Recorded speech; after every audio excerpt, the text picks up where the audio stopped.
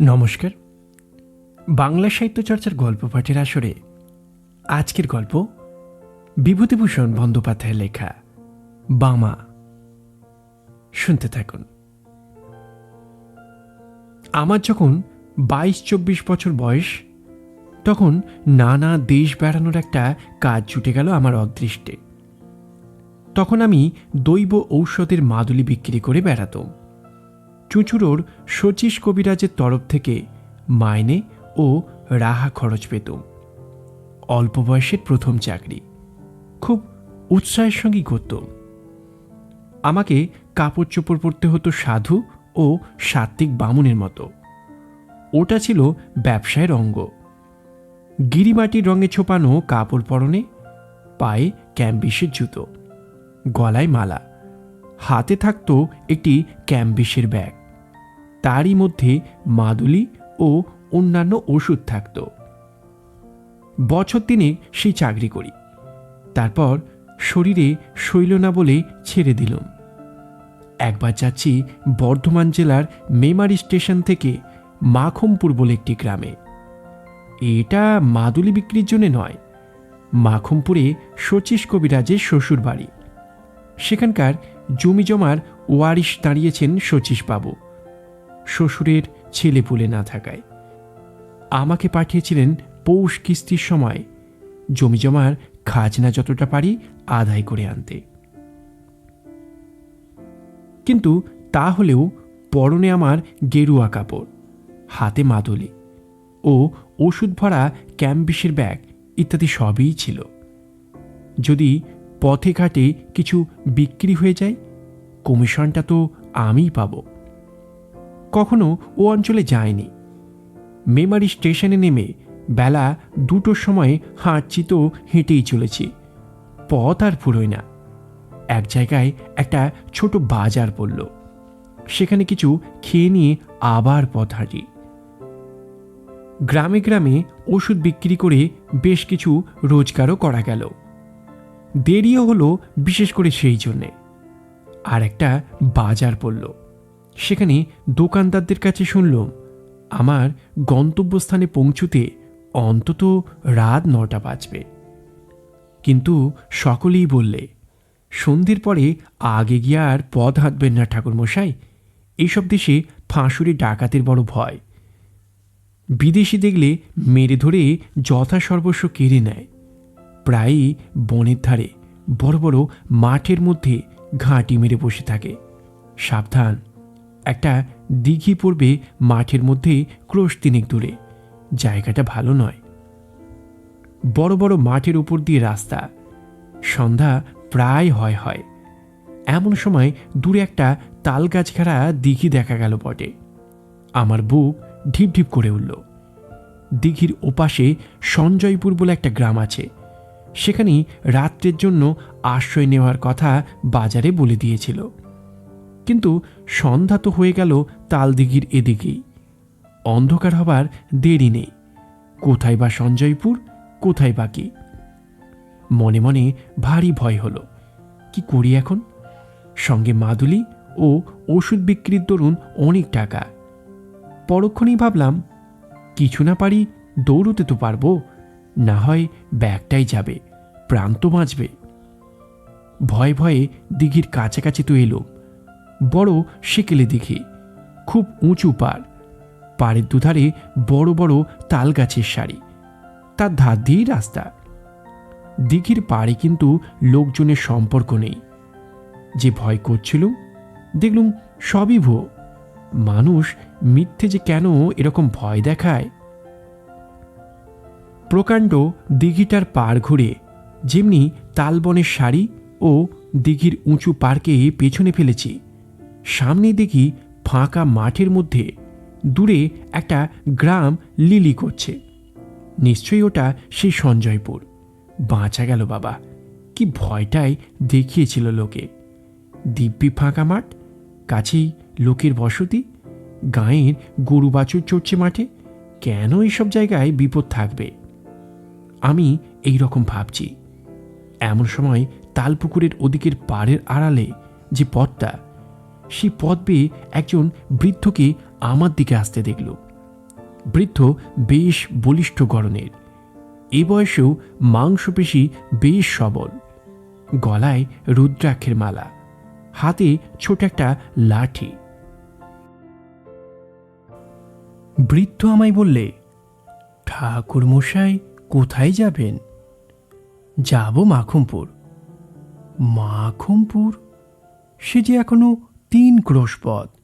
কাদের বাড়ি যাবেন? শচীশ কবিরাজের বাড়ি। ঠাকুর মশাই কি কবিরাজ মশাইয়ের গোমস্তা? গোমস্তা নই, তবে যাচ্ছি জমি জমার কাজে বটে। এই অঞ্চলে আর কাউকে চেনেন? মশাইয়ের নিজের বাড়ি কোথায়? আমি এদিকে কখনো আসিনি, কাউকে চিনিও নে। মাখুমপুরেও নতুন যাচ্ছি। সেখানেও কেউ তাহলে আপনাকে চেনে না? না, কে চিনবে? আমার এই কথায় আমার যেন মনে হলো বুড়ো একটু কি ভাবলে, তারপর আমায় বললে, কিছু যদি মনে না করেন একটা কথা বলি। রাত্রে আজ দয়া করে আমার বাড়িতে পায়ের ধুলো দিন। আমরা যাতে বাড়ুই, জল আচরণীয়, আপনার অসুবিধে হবে না। চণ্ডী মণ্ডপের পাশে বাইরের ঘর আছে, সেখানে থাকবেন, রান্না বান্না করে খাবেন। আসুন দয়া করে। আমি বৃদ্ধের কথায় ভারী সন্তুষ্ট হলাম। সত্যি তো, সেকালের লোকেরা অন্য ধরনের শিক্ষাই মানুষ। অতিথি অভ্যাগতের সেবা করেই এদের তৃপ্তি। বৃদ্ধ এই প্রস্তাব না করলে রাঢ় অঞ্চলের অজানা মেঠো পথ বেয়ে এই সমুখ আঁধার রাতে আমায় যেতেই তো হতো মাখুমপুরে, 3 ক্রোশ হেঁটে। গ্রামের পূর্ব প্রান্তে বড় মাঠের ধারে বৃদ্ধের বাড়ি। বৃদ্ধের নাম নফরচন্দ্র দাস। আমি চণ্ডী মণ্ডপে গিয়ে উঠতেই একটা কুকুর ঘেউ ঘেউ করে উঠল। কুকুরের এই ডাকটা আমার ভালো লাগলো না। এর আমি কোনো কারণ দিতে পারবো না, কিন্তু এই কুকুরের চিৎকারে যেন একটা ছন্ন ছাড়া অমঙ্গলজনক অর্থ আছে। মঙ্গল সন্ধ্যায় কোনো গৃহস্থ বাড়িতে আসিনি, যেন শ্মশান ভূমিতে এসেছি। বৃদ্ধের বাড়ি দেখে মনে হলো বেশ অবস্থাপন্ন গৃহস্থ। বাড়ির উঠোনে সারি সারি 3টে বড় বড় ধানের গোলা, গোলার সঙ্গে প্রকাণ্ড গোয়াল ঘর, বলদ ও গায়ে প্রায় 20-22টা। অন্তপুরের দিকে 4খানা বড় বড় 8 চালার ঘর। বাইরের এই চণ্ডী মণ্ডপ ও তার পাশে আর একখানা কুঠরি। আমার কথাটা ভালো করে বুঝতে গেলে এই কুঠরিটার কথা আর একটু ভালো করে শুনতে হবে। কুঠরিটিকে চণ্ডী মণ্ডপ সংলগ্ন একটা কামরাও বলা যায়, কারণ একটা সরু রোয়াকের দ্বারা চণ্ডী মণ্ডপের পেছন দিকের সঙ্গে সংলগ্ন। অথচ দৌড় বন্ধ করে দিলে বাইরের বাড়ির সঙ্গে সম্পর্ক চলে গিয়ে একটা ভেতর বাড়ির একখানা ঘরের সামিল হয়ে দাঁড়ায়। আমায় বাসা দেয়া হলো এই কুঠরিতে। কুঠরির একপাশে ছোট একটা চালা, সেখানে আমার রান্নার আয়োজন করে দিয়েছে। হাত মুখ ধুয়ে সুস্থ হয়ে আমি বিশ্রাম করছি। গৃহস্বামী এসে বললে, ঠাকুর মশাই রান্না চাপান, আর রাত করেন কেন? আমি রান্না চালাই বসে রান্না চড়িয়ে দিতে যাচ্ছি, এমন সময় দেখি এটি বাড়ির বউ ভেতর থেকে একগাছা ঝাঁটা হাতে এসে আমার রান্না চালার সামনে দিয়ে ঢুকলো ও ঝাঁটা দিতে লাগলো। কুঠরির দরজা খোলা। আমি যেখানে বসে সেখান থেকে কুঠরিটার ভেতর দেখা যায়। আমি 2-1বার বিস্ময়ের সঙ্গে দেখলুম বউটি ঝাঁট দিতে দিতে আমার দিকে চেয়ে চেয়ে দেখছে। 2-3বার বেশ ভালো করে লক্ষ্য করে মনে হলো বউটি ইচ্ছে করেই আমার দিকে অমন করে চাইছে। আমি দস্তুর মতো অবাক হয়ে গেলুম। ব্যাপার কি? সম্পূর্ণ অপরিচিতা মেয়ে, পল্লীর গৃহস্থ বধূ, এমন ব্যাপার তো ভালো নয়। কি হাঙ্গামায় আবার পড়ে যাব রে বাবা। কর্তাকে কাছে বসিয়ে রাঁধতে রাঁধতে গল্প করব নাকি? এমন সময় বউটি ঝাঁট শেষ করে চলে গেল, কিন্তু বোধহয় 5 মিনিট পরেই আবার এলো। দেখে মনে হলো সে যেন খুব ব্যস্ত, উদ্বিগ্ন, উত্তেজিত। এবারও সে কুডরির মধ্যে ঢুকে এটা ওটা সরাতে লাগলো এবং আমার দিকে চাইতে লাগলো। তারপর হঠাৎ রান্না চালার দরজায় এসে চকিত দৃষ্টিতে চারদিকে চেয়ে কেউ নেই দেখে আমার দিকে আরও সরে এলো এবং নিচু সুরে বললে, ঠাকুরমশাই, আপনি এখনই এখান থেকে পালান, না হলে আপনি ভয়ানক বিপদে পড়বেন। এরা ফাঁসুরি ডাকাত, রাতে আপনাকে মেরে ফেলবে। বলি চট করে বাড়ির মধ্যে চলে গেল। শুনে তো আমি আর নেই, হাতের খুন্তি হাতেই রইল। সমস্ত শরীর দিয়ে যেন বিদ্যুৎ খেলে গেল, আর সারা হাত পা অবশ ও ঝিমঝিম করতে লাগলো। বলে কি, দিব্যি গেরস্ত বাড়ি, গোলাগালা, ঘরদোর, ডাকাত কীরকম? কিন্তু পালাবই বা কেমন করে? এখন বেশ রাত হয়েছে। সামনে চণ্ডীমণ্ডপে বৃদ্ধ বসে লোকজনের সঙ্গে কথা কইছে। ওখান দিয়ে যেতে গেলেই তো সন্দেহ করবে। কাঠের মতো আড়ষ্ট হয়ে গিয়েছে একেবারে, হাতে পায়ে জোর নেই, কিছু ভাববারও শক্তি লোপ পেয়েছে। মিনিট 5 এমনিভাবে কাটল। এমন সময় দেখি সেই বউটি আবার কি একটা কাজে কুডরির মধ্যে ঢুকে খোলা দরজা দিয়ে আমার দিকে চেয়ে দাঁড়িয়ে রইল। মেয়েটি কথা বলবার পূর্বেই আমি বললুম, তুমি যে হও, তুমি পরম দয়াময়ী, বলে দাও কোন পথে কিভাবে পালাবো? বউটি চাপা গলায় বললে, সেই জন্যই এলুম, সব দেখে এলুম, পালাবার পথ নেই, ওরা ঘাঁটি আগলে রেখেছে। আমি বললুম, তবে উপায়? মেয়েটি বললে, একটা মাত্র উপায় আছে, তাও আমি ভেবে এসেছি। আমি এ বাড়িতে আর ব্রহ্মহত্যা হতে দেব না। অনেক সহ্য করেছি, আর করব না। দাঁড়ান ঠাকুরমশাই, আর একবার বাড়ির মধ্যে থেকে আসি, নইলে সন্দেহ করবে। মিনিট 5 পরে বউটি আবার এলো। চকিত দৃষ্টিতে চারিদিকে চেয়ে বললে, শুনুন আমার উপায়, এই কথা কটা মনে রাখুন। মনে যদি রাখতে পারেন তবে বাঁচতে পারবেন। আমার নাম বামা, আমি এ বাড়ির মেজ বউ। আমার বাপের বাড়ির গ্রামের নাম কুসুমপুর, জেলা বর্ধমান, থানা রায়না। বাপের নাম হরিদাস মজুমদার, জ্যাঠামশাইয়ের নাম পাঁচকড়ি মজুমদার। আমার 2 বোন। আমার দিদির নাম খান্তমণি, বিয়ে হয়েছে সামন্তপুর তেওটা, বর্ধমান জেলা। শ্বশুরের নাম দুর্লভ দাস, সবাই যাতে বারোই। আমার বাবা, জ্যাঠামশাই সব বেঁচে আছেন, কিন্তু মা নেই। আমার তখন বুদ্ধি লোপ পেতে বসেছে। যা বলে মেয়েটি তাই করে যাই, এতে কি হবে? বউটি কিন্তু একবার বাড়ির মধ্যে যায়, আবার অল্প 2 মিনিটের মধ্যে ফিরে এসে আমায় তালিম দিয়ে যায়। মনে আছে তো জ্যাঠামশাইয়ের নাম কি? আমি বললুম, হরিদাস মজুমদার। না না, পাঁচকড়ি মজুমদার। বাবার নাম হরিদাস মজুমদার। আমার দিদির নাম কি? শ্বশুরবাড়ি কোন গায়ে? খান্তমণি। শ্বশুরবাড়ি হলো শ্বশুরবাড়ি। আপনি সব মাটি করলেন দেখছি। সামন্তপুর তেওটা। বলুন। সামন্তপুর তেওটা।